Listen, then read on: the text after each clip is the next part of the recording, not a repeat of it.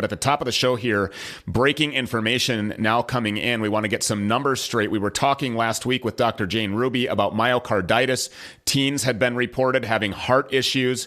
We went over that a little bit, but now it appears that there is a bombshell. Dr. Ruby, thank you very much for being here. What have you today?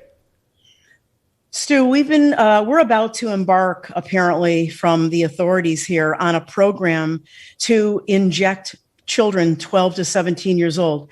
And the timeliness of this is incredible. First of all, let me set the record straight on the numbers of young people with myocarditis.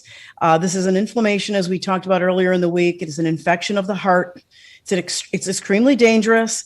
It has long-term complications for congestive heart failure, and it is at the root of the cause of many blood clots and bleeding.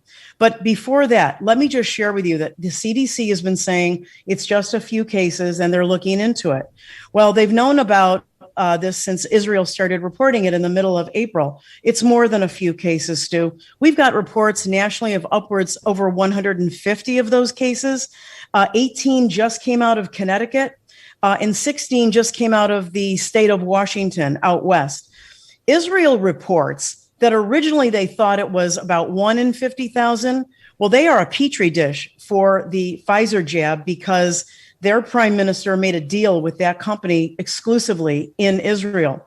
And what they've come up with on myocarditis, and it's mostly young people, is that it's now about 1,700 cases in Israel per 50,000. That comes out to about 1 in 2,500. And in the world of medicine, that's a big number. Let me share with you the bombshell. The bombshell that I want everybody to know is that the FDA and the CDC and anybody else who's paying attention to the literature knew on December 21st, 2020, that the spike proteins, these jabs, because of the spike proteins, are responsible for cardiac damage. They directly compete with, as I've said before, the ACE2 receptor that is cardioprotective.